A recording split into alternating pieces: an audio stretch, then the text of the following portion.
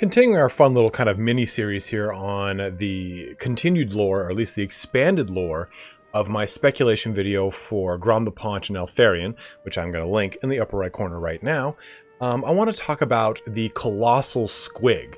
Now, this kind of is a fun subject to talk about, and this is our second greenskin unit as far as large centerpiece greenskin units go. And I think that one thing that people don't really explore when we talk about squigs are the many different variations. You know, you've got, which you'll find out from the lore we're about to read, the great cave squigs, mangler squigs, colossal squigs, which we're about to jump into. Much in the same vein as people talking about many variations of troll. River troll, stone troll, internet troll, all sorts of trolls. So really when we take a look at squigs, what I will talk about at the latter portions of this are the different variations that we might even be seeing, rather than just simply a colossal squig. So much in the same way that we do for all of these videos, I'm going to read the lore blurb directly out of Monstrous Arcanum, and since it's kind of a small lore little excerpt, I'm going to read the fun little story that's right below the stat card for the Colossal Squig, just to kind of add some more fun spice to this character. And what's cool about the Monstrous Arcanum is that there's actual models that back up these characters being added into the, these beasts, units, creatures being added into the game. The Forge World series did a whole like extensive series on all of these. So Colossal Squigs do have their own corresponding model, which I will show in the video as always. But let's dive into the lore on the Colossal Squig.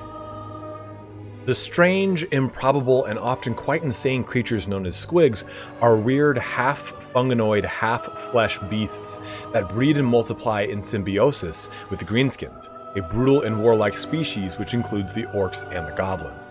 Within the mountainous regions of the world, the greenskin tribes known as night goblins by those with misfortune to have suffered their predations are particularly adept at the husbandry of these twisted monsters, keeping them within the caves and tunnels in which the light-shunning goblins have their lairs. Squigs range in size from small creatures the size of cats up through the bestial hunting squig and the great cave squigs the night goblins use as dangerous and unstable war beasts, to the feared mangler squigs goaded into battle to devour the enemy wholesale.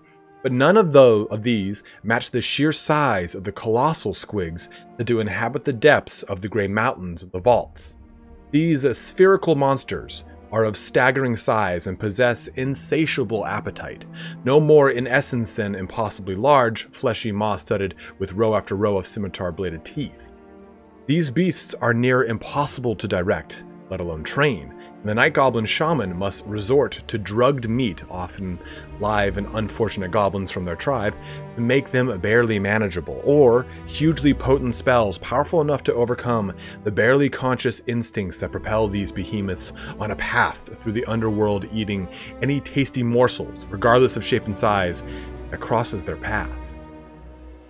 Now let's read this little additional unfortunate story of Sir Morholt. All around Sir Morholt, the ground trembled and heaved like a storm-driven sea. Loose stones pelted his armor, and the world was filled with a terrible grinding sound. Before him, the small hill rippled and twisted as though it sought to free itself from the earth that had created it. Goblins fled from around its base, throwing aside their weapons in their haste and wailing in abject terror. Several were crushed by falling boulders dislodged from the hill's flanks by its violent shaking before they could disappear into the safety of the nearby forest, leaving Sir Morholt alone in the face of the earth's fury. With a final resounding ground-shaking crunch, the entire hill tore itself free of the ground, the cave at its base crumbling away to reveal an immense, gaping maw packed full of teeth that might once have been mistaken for stalactites and stalagmites. Then, as a pair of pale, wart-speckled legs unfolded beneath it, the dirt and rock that had once been a hill sloughed away, littering the ground with rubble and revealing the horrific creature that had been trapped within. Revealed in the light of the sun, it resembled a huge ball of mottled rubbery flesh, punctuated by a pair of tiny black eyes and a vast mouth that stretched the width of its bloated body. Taking a single lumbering step forwards, the creature loomed over Morholt, eclipsing the sun with its bulk, and he stood beneath it alone in a deserted canyon, lost in the wasteland that was the Grey Mountains. This was not how Sir Morholt, a questing knight of Bretonnia, had trained since he was a boy in the finest traditions of chivalry, expected to meet his end. In the glorious tales he had listened to as a youth, many a knight had perished at the hands of such a terrible beast. However, those heroes stood against majestic dragons, defending villages full of grateful peasants, or fought regal griffins amidst blood-soaked battlefields. Though they died, they were all immortalized in tale and song. But Morholt had been ambushed on the way to the battlefield. His proud war horse had been slain in a pit trap left by a band of scrawny goblins, his companions either killed by a cowardly rain of arrows or bound and tossed into the gaping maw of the hill that became a monster. Only the lady knew how long the goblins had been ambushing travelers and feeding them to their entombed behemoth. Now, standing alone before the ungainly bulk, Sir Morholt was filled with despair. Now, he would never be a part of an epic tale, never be known far and wide for his heroics. No worthy dragon or graceful griffin would end his life. Only this wart-ridden monstrosity, a creature fed and worshipped by pathetic goblins. Despair turned to anger, and Morholt tightened his grip on his sword. Raising the blade high, he summoned up all his rage and let forth a mighty shout, charging bravely towards the monster. Despite Morholt's brave charge, yelling defiantly with the sun gleaming on his armor, the creature barely seemed to notice him, half blind in the sun after its long incarceration. Morholt careened towards the beast, hacking frenziedly at its legs and cutting into the rubbery flesh of the limbs.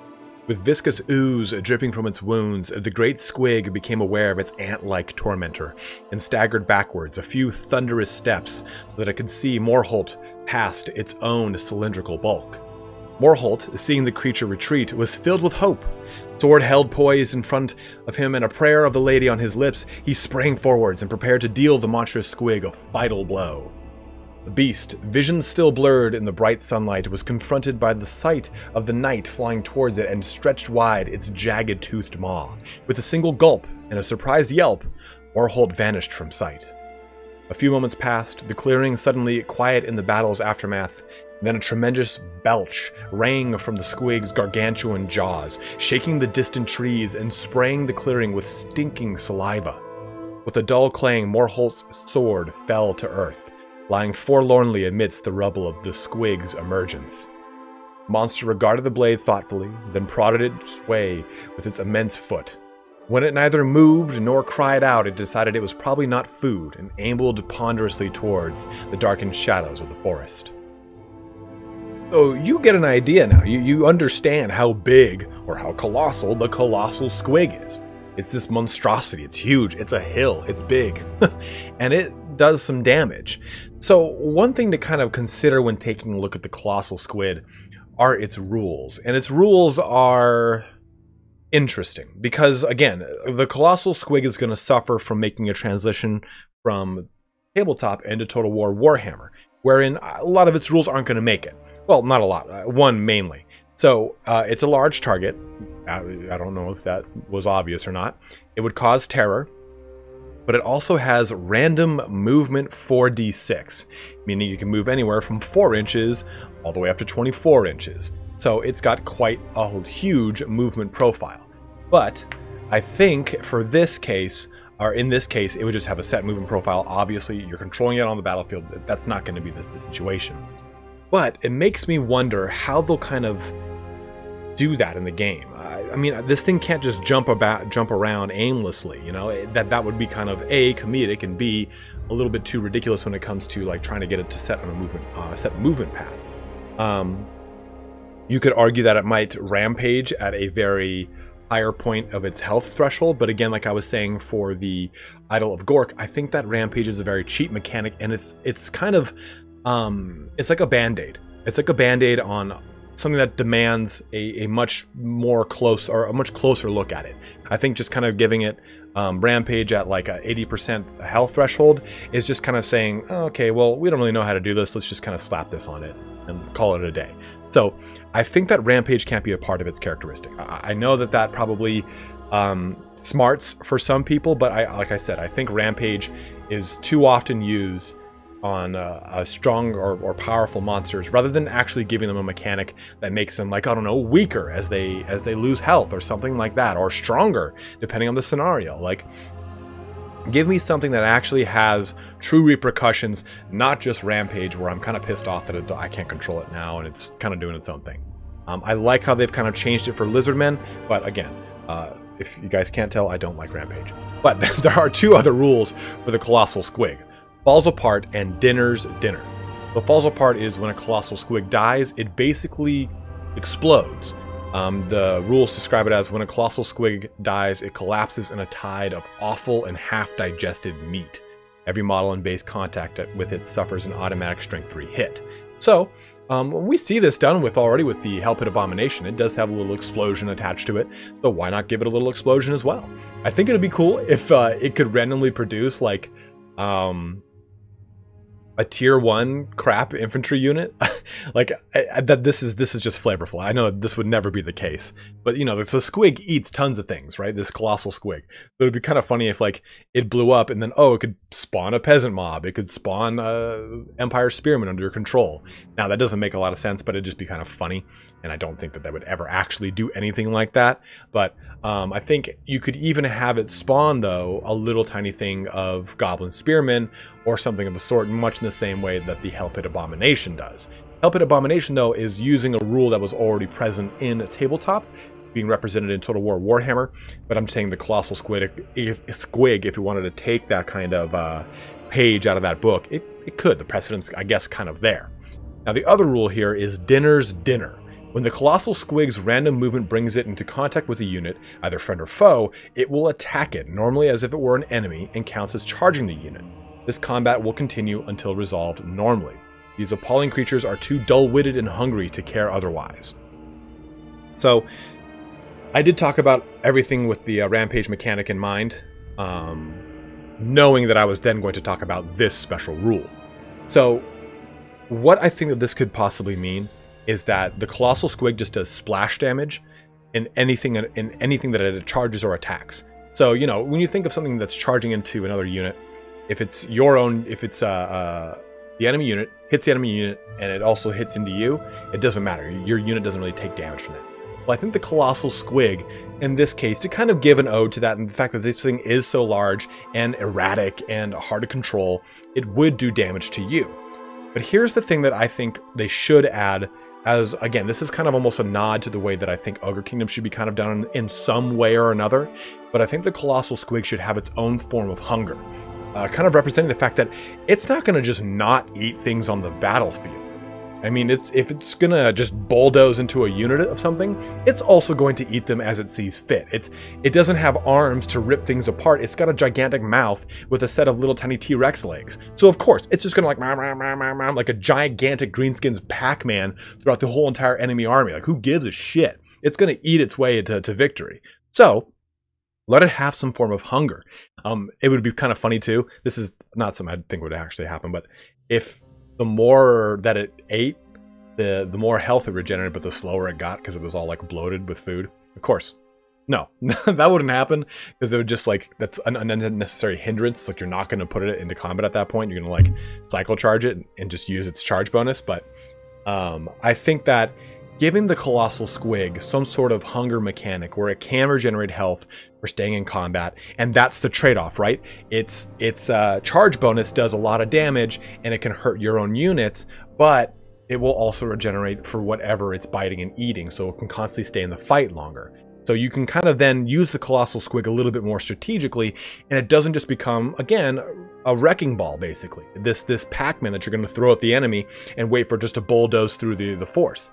I kind of see the Colossal Squig almost like a living wind spell that is constantly present and just being able to just chew and chomp up on things. Now, the scale of the Colossal Squig is going to be quite interesting. I think that the scale from Warhammer 1 to Warhammer 2 has gotten a little fuddled. The Squigoth, sorry, not Squigoth, I'm sorry about that. The Dragon Ogre Shaggoth should be, I'd say, larger than they are by comparison to a Dreadsarian. So if we're taking a look at Dreadsarians, Dreadsarians are some of the largest beasts in the known Warhammer world. But Shaggoths are also quite large. So when you compare the Shaggoth to the Dreadsarian like towers over it. The Colossal Squig is kind of supposed to be more on the lines of a Shaggoth, which is supposed to be quite large. I think it's like Kolek is like the size of a small mountain or something like that, they said. Which, that's like such a nebulous statement. Like, oh, a small mountain. Like, oh, well, fuck, man. That could be huge. That could be small. I don't know. But the Squig, the Colossal Squig, I think would just need to be something that's like, let me try and think here. I'd say more along the lines of an Engine of the Gods, maybe that scale of size.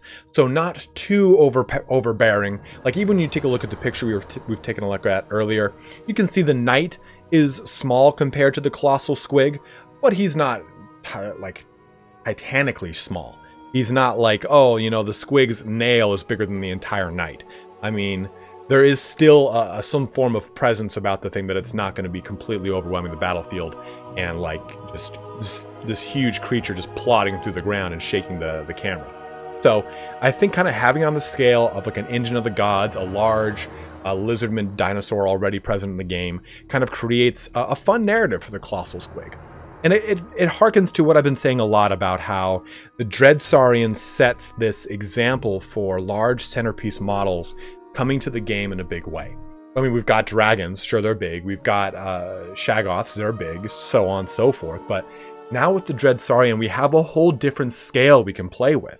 And when we take a look, too, at mammoths and so on and so forth, and when we start to dive into the large, huge, greater demons of all of the respective Chaos Gods, we're going to need to start amping that scale up. And I think that Total War Warhammer 2 is kind of preparing us for that scale, that huge jump, when we get ready for Warhammer 3 across all the demons, across some of the Chaos Dwarf stuff we're going to be seeing with the Kadai Destroyers.